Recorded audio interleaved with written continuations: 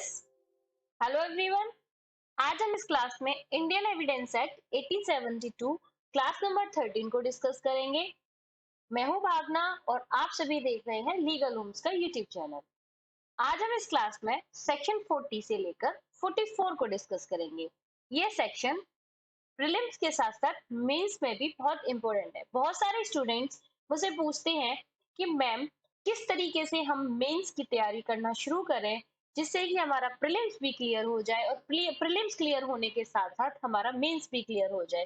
तो मैं उन स्टूडेंट सभी से कहना चाहूंगी कि आप एक तो बेयर एक्ट पे कमांड कर लीजिए, दूसरा आप नोट्स बनाते चलिए और तीसरा आप बोलना शुरू कीजिए। यानी कि आप ओरल जितना बोलेंगे उतना आपके लिए बहुत अच्छा रहेगा। आपकी लीगल पे जो लीगल लैंग्वेज है उस पर अच्छी कमांड हो जाएगी, तो आप मेंस में अच्छा लिख पाएंगे। जब आप अच्छा बोल सकते हैं तभी आप अच्छा लिख सकते हैं, राइट। उससे पहले यदि आप लोगों ने हमें सोशल मीडिया इन प्लेटफॉर्म्स पे ऐड जुड़े नहीं है, जैसे इंस्टाग्राम, फेसबुक और टेलीग्राम, इन पे नहीं जुड़े हैं तो आप जुड़ जाइए। इसका लिंक, इन सभी का लिंक डिस्क्रिप्शन बॉक्स में दिया हुआ है। इंस्टाग्राम पे सुप्रीम कोर्ट से रिलेटेड जितने भी न्यू केसेस एंड न्यूज आती हैं जो इम्पोर्टेंट रोल प्ले करती हैं एग्जाम पॉइंट ऑफ व्यू से, उनको पोस्ट करती हूँ। फेसबुक पे मैं इम्पोर्टेंट एमसीक्यू एंड जितने भी क्वेश्चंस प्रीवियस ईयर पूछे जाते हैं उनको मैं डिस्कस करती हूँ ताकि उनके कमेंट आप दे सको और अपनी नॉलेज जांच कर सको। टेलीग्राम पर हम जितने भी पीडीएफ हम यहाँ पे क्लासेस देते हैं उनकी पीडीएफ प्लस जीके जीएस से रिलेटेड जितने भी मटेरियल है जो न्यूज़पेपर के थ्रू, जैसे न्यूज़पेपर्स, जैसे मैगजीन्स, जैसे वॉइस रिकॉर्ड्स, बहुत सारे हिंदी और इंग्लिश की माइका मैं आपको यहाँ पे प्रोवाइड करती हूँ डेली। जैसे जैसे मुझको मेरे पास आती रहती है वैसे वैसे मैं आपको देती रहती हूँ। फ्री ऑफ कॉस्ट है, उसका भी लिंक आपको डिस्क्रिप्शन पर दिया हुआ है। सो फ्रेंड, शुरू करते हैं आज की क्लास को।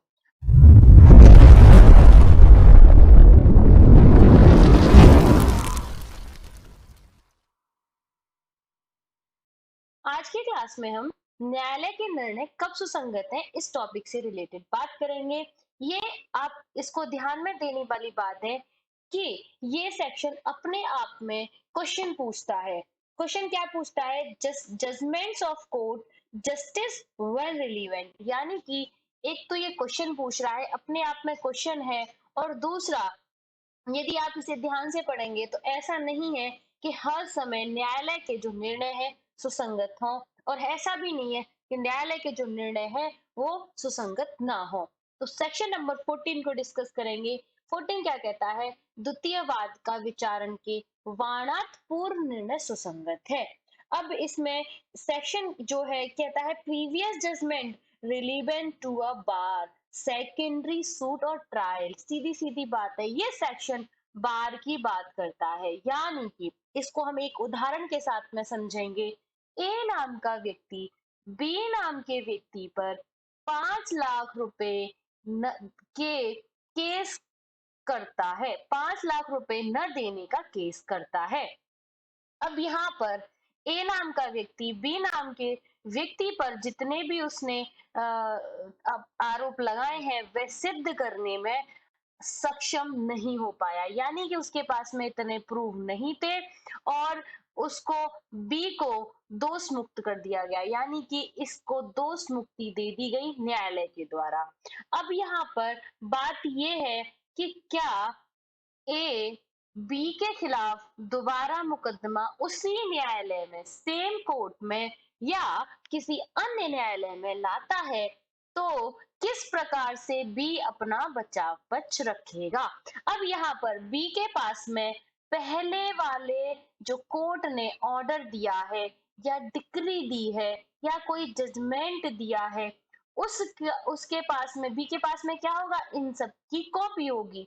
तो दूसरे वाले न्यायालय में जाकर कहेगा कि श्रीमान जी, ए ने जो मेरे ऊपर मुकदमा लगाया है वह पहले से ही ऑर्डर में है, यानी कि मैं पहले से ही दोष मुक्त कर दिया गया हूँ। इसके पास में कोई भी अन्य इस प्रकार का एविडेंस नहीं है जिससे मैं दोषित हो सकूं। यह न्यायालय का वक्त जाया कर रहा है।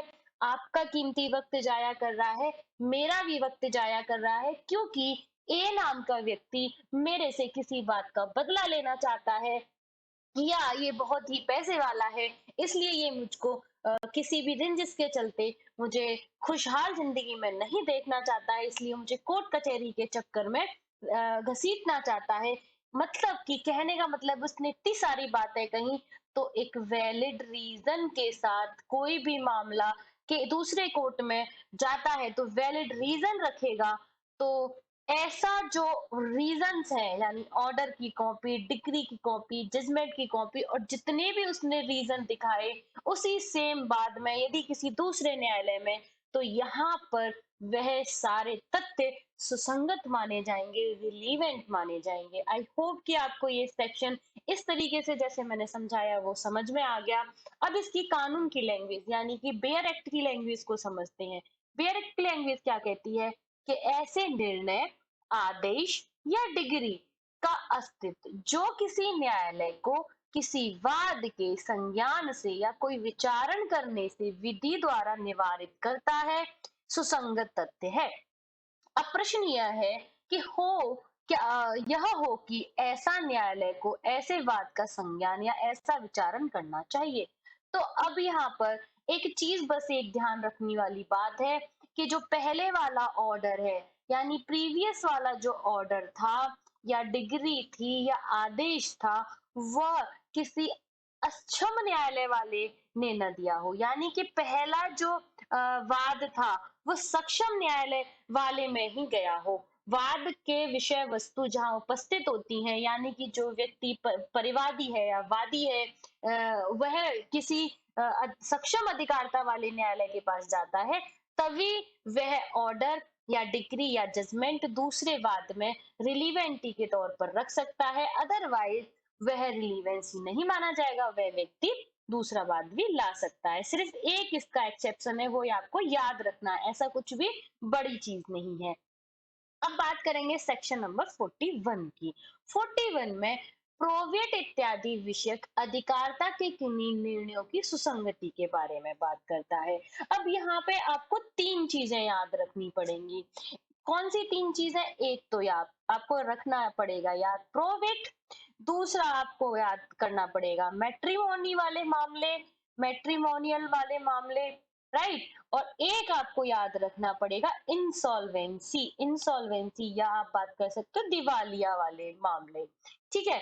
अब इन केस में यदि किसी न्यायालय ने किसी व्यक्ति को किसी प्रोविएट को, प्रोविएट का मतलब होता है ऐसी लिखित जो बिल के रूप में हो उसको, या मैट्रिमोनियल जो शादी ब्याह वाले मामले होते हैं, जो शादी ब्याह वाले मामले, जैसे कि कोई ए नाम का व्यक्ति बी नाम की महिला से तलाक लेना चाहता है और यहाँ पर उसको तलाक दे दिया गया किसी न्यायालय, सक्षम न्यायालय ने, या किसी कोई बिल जो ए और बी के बीच में विवाद का विषय था, वहां किसी न्यायालय ने कह दिया ये तो बिल बी के नाम से है, या सी ऐसे मान सकते हैं कि ए नाम का व्यक्ति जो है इंसॉल्वेंसी अपने आप को दिवालिया घोषित कर देता है, या कोई न्यायालय अपने उस व्यक्ति को दिवालिया घोषित कर देता है। तो वह सारे फैक्ट, ये सारे फैक्ट प्रोविएट वाले, मैट्रिमोनियल वाले, इंसॉल्वेंसी वाले किसी अन्य मामले में, किसी अन्य निर्णयों में रिलीवेंसी रखते हैं। आई होप आपको इस एग्जाम्पल से समझ में आ गया होगा। फिर भी आप एक बार इसकी लैंग्वेज को समझ लो। कोई किसी सक्षम न्यायालय के प्रोविएट विषय, विवाह विषय, नवाधिकरण विषय या दिवालिया विषय अधिकारिता के प्रयोग में दिया हुआ अंतिम निर्णय, आदेश या डिग्री जो किसी व्यक्ति को या से कोई विधिक हैसियत प्रदान करती है या ले लेती है, या जो सर्वतः न किसी निर्दिष्ट व्यक्ति के विरुद्ध किसी व्यक्ति को ऐसी किसी हैसियत का हकदार या किसी निर्दिष्ट चीज का हकदार घोषित करती है, तब सुसंगत है जब किसी ऐसी विधिक हैसियत या किसी ऐसी चीज पर किसी ऐसे व्यक्ति का हक अस्तित्व सुसंगत है। अब आपने लैंग्वेज समझ ली, अब आपने क्वेश्चन को मेरे उसके उदाहरण से भी समझ लिया। अब यहाँ पर न्यायालय दो चीजों की बात करती है, या तो किसी को दे सकती है या किसी से छीन सकती है। कहने का मतलब है ए और बी के बीच में एक बिल के ऊपर झगड़ा हुआ, तो यहाँ पर बी को क्या है, बिल दे दी, यानी कि बिल का हकदार मान लिया, और ए को यहाँ पर हकदार नहीं माना। यदि ए नाम का व्यक्ति दोबारा से उसी बिल के ऊपर यानी उसी प्रोविएट के ऊपर बी पर मुकदमा करता है, तो यहाँ पर वो पुराना वाला जो डिक्री थी उसको शो करा सकते हैं कि भाई ए तो ऑलरेडी से ही डिसऑनर यानी कि उसका हकदार ही नहीं है।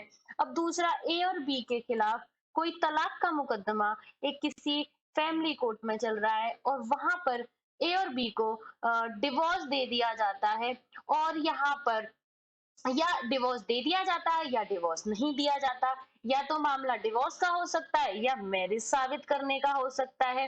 तो यहाँ पर यदि या तो डिवोर्स दे दिया जाए या मैरिज साबित कर दी जाए, तो अगर किसी और मुकदमे में सेम पार्टी यदि किसी भी तरीके का ऐसा कोई और व्यक्ति उन व्यक्तियों के खिलाफ मामला लेके आता है, तो यहाँ पर वो पुराना वाला मामला यानी पुराना वाला ऑर्डर जजमेंट यहाँ पर दिखा सकते हैं और वह रिलीवेंट होएगा। राइट। यदि आपको ये समझ में आ गया तो लाइक भी कर दीजिए वीडियो को। ठीक है। अब यहाँ पे कुछ चीजें और भी दे रखी हैं, वो हमें समझनी पड़ेंगी। ये सेक्शन मेंस के पॉइंट ऑफ व्यू से काफी इंपॉर्टेंट है, इसलिए मैं बहुत सारा इसको समझा के चल रही हूँ। ऐसा निर्णय, आदेश या डिग्री इस बात का निश्चायक सबूत है, यानी क्या है, कंक्लूसिव प्रूव है कि कोई विधिक हैसियत जो वह प्रदत्त करती है या उस समय प्रोद्भूत हुई जब ऐसा निर्णय, आदेश या डिग्री परिवर्तन में आई, कि कोई विधिक हैसियत जिसके लिए वह किसी व्यक्ति को हकदार घोषित करती है, उस व्यक्ति को उस समय प्रोद्भूत हुई जब उस समय ऐसे निर्णय, आदेश या डिग्री द्वारा घोषित है, उस समय या उस व्यक्ति को प्रोद्भूत हुई। सीधा सीधा सा एग्जाम्पल यही है कि जब उस व्यक्ति को ये ऐसा कोई भी वाद वगैरह आता है या वाद में ऐसी कोई विधिक हैसियत मिल जाती है या कोई ऐसा विधिक हकदार घोषित कर दिया जाता है, वही सिंपल सी चीज है कि न्यायालय उसको कैसा विधिक हैसियत दे देता है या विधिक हैसियत का हकदार कर देता है। कि कोई विधिक हैसियत जिसे वह किसी ऐसे व्यक्ति से ले लेती है या समय खत्म उस समय खत्म हुई जो उस समय ऐसे निर्णय, आदेश या डिग्री द्वारा घोषित है, उस समय से वह हैसियत खत्म हो गई थी या खत्म होनी चाहिए थी, और कि कोई चीज जिसके लिए वह किसी व्यक्ति को ऐसा हकदार घोषित करती है, उस व्यक्ति को उस समय संपत्ति थी जो उस समय से निर्णय, आदेश, डिग्री द्वारा घोषित है, उस समय से वह चीज उसकी संपत्ति थी या होनी चाहिए थी। वैसा ही सिंपल सा उदाहरण के तौर पर आपको समझ लेना है, ये लीगल लैंग्वेज को थोड़ा सा याद कर लेना है। बस 3 चीजें आपको याद रखनी है कि कोई भी कोर्ट कोई निर्णय, आदेश या डिग्री में ये सारी चीजें कर सकता है, और 3 चीजें वो याद करनी है, प्रोबेट, मैट्रिमोनियल एंड इंसॉल्वेंसी और नवाधिकरण। नवाधिकरण का मतलब है कि कोई भी मिलिटियन जैसे किसी हमारी इंडियन आर्मी को कोई चीज सीमा पे मिली या सीमा में कब्जे पे ले ली, उसमें कब्जे में कोई चीज ले ली या कोई जहाज वगैरह ले लिया, हमारे कब्जे में आ गया तो वह हमारा हो गया। राइट। तो इस तरीके के जो सेक्शन है वो इसमें कवर होते हैं। अब बात करेंगे सेक्शन 42 की। 42 क्या कहता है, ये 41 में जो वर्णित है, जो बातें 41 यानी जो अभी हम पढ़ के आए हैं सेक्शन 41 को, उससे भिन्न निर्णयों से, मतलब वो निर्णय तो है ही और उनके अलावा उनसे भिन्न निर्णय, आदेश और डिग्री की सुसंगति और प्रभाव। राइट। तो इन सेक्शंस को ऐसे इसके उससे समझते हैं कि निर्णय, आदेश या टिप्पणी जो धारा 41 में वर्णित है, 41 में वर्णित है, यदि वे जांच में सुसंगत लोक प्रकृति की बातों से संबंधित है तो वे सुसंगत है, किंतु ऐसे निर्णय, आदेश या डिग्रियां उन बातों का निश्चायक सबूत नहीं है जिनका वे कथन करती हैं। ठीक है। तो यहाँ पर आपको निश्चायक सबूत नहीं माना गया है यदि उनका वे कथन करती हैं। अब जैसे एक उदाहरण से समझते हैं कि अपनी भूमि पर अत्याचार के लिए बी पर वाद लाता है। बी उस भूमि पर मार्ग के लिए लोक अधिकार का अस्तित्व अभिकथित करता है, जिसका के प्रत्याख्यान करता है। के द्वारा सी के विरुद्ध उसी भूमि पर अत्याचार के लिए वाद में, जिसमें गे ने उसी मार्गाधिकार का अस्तित्व अभिकथित किया था, प्रतिवादी के पक्ष में डिग्री का अस्तित्व संगत है, किंतु वह इस बात का निश्चायक सबूत नहीं है कि वह मार्गाधिकार अस्तित्व में था। अब इसको ऐसे समझ लेते हैं, ए नाम का व्यक्ति बी नाम के व्यक्ति पर अत्याचार का वाद लेके आता है, यानी कि ए नाम की कोई भूमि है, ये कोई संपत्ति है, और बी इस पे क्या कर लेता है, अत्याचार कर लेता है। तो ए नाम का व्यक्ति न्यायालय के पास दौड़ता है और कहता है कि बी ने मेरी जमीन पर अत्याचार कर लिया है या उसको अपने कब्जे में कर लिया है। और बी क्या कहता है, बी ये कहता है कि ये तो लोक मार्ग है, यानी कि पब्लिक रास्ते से जाता है, कोई मैंने इसका वह जो है अत्याचार नहीं किया है। लेकिन ए मना कर देता है, भाई ये गलत कह रहा है, ये आप ऐसा नहीं मतलब कह सकते कि यहाँ पर कोई पब्लिक रोड जा रहा था या पब्लिक पद, जैसे पैदल चलते हैं ना किसी खेत वगैरह में से या किसी की भूमि में से रास्ता बना लेते हैं जिस पर लोग आते जाते रहते हैं, तो उस रास्ते की बात कर रहा है बी। और ए मना करता है कि ऐसा कुछ भी नहीं है, राइट।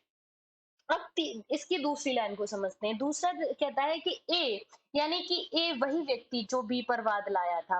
अब ए यहाँ पर सी के ऊपर अत्याचार का वाद लाया, जिसमें सी ने उसी मार्ग का अस्तित्व अभिकथित किया। सी ने उस भूमि पर वही मार्ग का अभिकथन किया।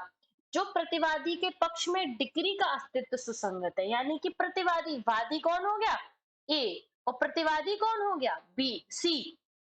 ठीक है। अब यहाँ पर सी के लिए तो वह डिग्री का अस्तित्व तो है, लेकिन इस बात का निश्चायक सबूत नहीं है कि वह मार्गदर्शक कार्य अस्तित्व में था, यानी कि जो वो मार्ग जो था वो वाकई में अस्तित्व में था या नहीं। आई होप आपको ये अच्छे से समझ में आ गया होगा एग्जाम्पल। अब बात करेंगे सेक्शन नंबर 43 की। 43 सीधे सीधे सेक्शन 40, 41, 42 में वर्णित जो निर्णय थे वह उनसे भिन्न निर्णय कब सुसंगत होंगे। ठीक है, उनसे भिन्न निर्णय कब सुसंगत होंगे। तो वही सेम चीजें, निर्णय आदेश डिग्रियां विसंगत है जब तक कि ऐसे निर्णय आदेश या डिग्री का अस्तित्व विवादक तथ्य ना हो और वह इस अधिनियम के किसी अन्य प्रबंध के अंतर्गत सुसंगत ना हो। या तो उनका अस्तित्व विवादक तथ्य में ना हो, और या इस अधिनियम यानी कि इंडियन एविडेंस एक्ट के अकॉर्डिंग वह रिलीवेंसी ना रख ले, जब तक उन चीजों का सेक्शन जो है वो नहीं होगा। राइट, इसके एग्जाम्पल से बात करते हैं। क बी को किसी अपमान लेख के लिए जो उनके उनमें से हर एक पर लांछन लगाता है, सी पर पृथक पृथक बाद लाता है। कौन व्यक्ति लाते हैं, ए और बी अपमान लेख के लिए, मतलब सी नाम का व्यक्ति है, कोई अपमान लेख लिखता होगा और बी और ए के खिलाफ में ऐसे अपमान लेख जिसमें लांछन लगाना उसका दृश्यत होता है, वहां पर बी, दोनों व्यक्ति ए और बी सी पर अलग अलग वाद लेके आते हैं कि इसने हमारे खिलाफ कोई अपमान लेख लिखा है। अब यहाँ पे हर मामले में सी यह कहता है कि वह बात जिसका अपमान लेख होना अविकथित है सत्य है, और परिस्थितियां ऐसी हैं कि वह अधिसंभावितः या तो हर एक मामले में सत्य है या किसी किसी में नहीं है। यानी कि यहाँ पे उसने ये कहा कि हाँ, बी के खिलाफ जो मैंने लिखा वह भी सत्य है और ए के खिलाफ लिखा वह भी सत्य है या फिर असत्य है। तो सिंपल सी चीज है कि या तो है या नहीं है। तो वही सारी चीज ये न्यायालय डिसाइड करेगा कि रिलीवेंसी है या नहीं है। अब बात करेंगे इनके और कुछ दृष्टांतों की, जैसे क के विरुद्ध क इस आधार पर ग अपना न्यायोचित साबित करने में असफल रहा, नुकसानी की डिग्री अभिप्राप्त करता है, यह तथ्य क और ग के बीच में विसंगत है। तो ये सारे एग्जाम्पल्स हैं, आपको देखने पड़ेंगे, राइट। अब इसमें जो है ज्यादा सेक्शंस जो है इम्पोर्टेंट नहीं है, जैसे कि अभी ये वाला सेक्शन इम्पोर्टेंट है, आप इसके लिए ये वाला इम्पोर्टेंट है, इसके लिए ये वाला, ये आरजीएस में पूछे हुए से वो है। और एक ये वाला लास्ट वाला एफ वाला, तो इसमें आपको समझना पड़ेगा ये सारे सेक्शन जो अलग अलग धाराओं की बात कर रहे हैं। अलग अलग धारा, जैसे नुकसानी की डिग्री के लिए बात कर रहा है ये वाला सेक्शन, जार कर्म के लिए बात कर रहा है ये वाला सेक्शन। ये हालांकि अब तो जार कर्म जो है दो वो रहा ही नहीं है किसी भी उसमें, तो जार कर्म इसको अडल्ट्री को खत्म कर दिया गया है। अब सी वाले में जो है चुराई गई गाय के बारे में बात कर रहा है। ठीक है, तो ये अलग अलग दृष्टांत अलग अलग बात कर रहे हैं किसी और सेक्शंस के लिए, राइट। तो आपको एक बार देख लेने हैं। सेक्शन 44 में बात कर रहे हैं, 44 but last but not least क्योंकि हम आगे भी सेक्शंस को कंप्लीट करेंगे। यहाँ पर सिर्फ आपको यह समझना है, तीन चीजें समझनी है। निर्णय भी प्राप्त करने में कपट या दुर्विसंधि या न्यायालय की अक्षमता साबित की जा सकेगी। अब कोई भी व्यक्ति, यानी कि धारा वही 40, 41 और 42 को सुसंगत है, लेकिन प्रतिपक्षी द्वारा साबित की जा चुकी हो कि ऐसा न्यायालय जो न्यायालय द्वारा दी गई थी, जो उसे देने में सक्षमता या कपट पूर्वक या दुर्विसंधि द्वारा अभिप्राप्त की गई है। मतलब कहने का मतलब है, जो सेक्शन 40, 41 और 42 में जितने भी आदेश और डिक्री और निर्णय थे, वह जो प्राप्त किए गए हैं, वो किसी तरीके से ऐसे प्राप्त किए गए हैं कि ये न्यायालय या तो अक्षम था, यानी कि वह सुनने में सक्षम नहीं था। दूसरा, किसी दोनों पार्टियों में से कपट किया है किसी ने, या दुर्विसंधि की हुई है। तो ये तीन चीजें आपको याद रखनी है कि जो है अक्षमता साबित करने वाला सेक्शन कौन सा है, सेक्शन 44 है। अगर यह सिद्ध हो जाता है कि जो न्यायालय था वो असक्षम था, कपट पूर्वक किया गया था या दुर्विसंधि की गई थी, तो ऐसा मान लिया जाएगा कि वह जो है इस किसी मुकदमे में रिलीवेंसी रखते हैं। तो वहां पे आपको सबूत देना पड़ेगा। सो फ्रेंड्स, ये थी आज की क्लास। यदि क्लास समझ में आई, पसंद लगी, तो लाइक कीजिए, शेयर कीजिए दोस्तों के साथ में, चैनल को सब्सक्राइब कर लीजिए, बेल आइकन भी हिट कर लीजिए। Have a great day.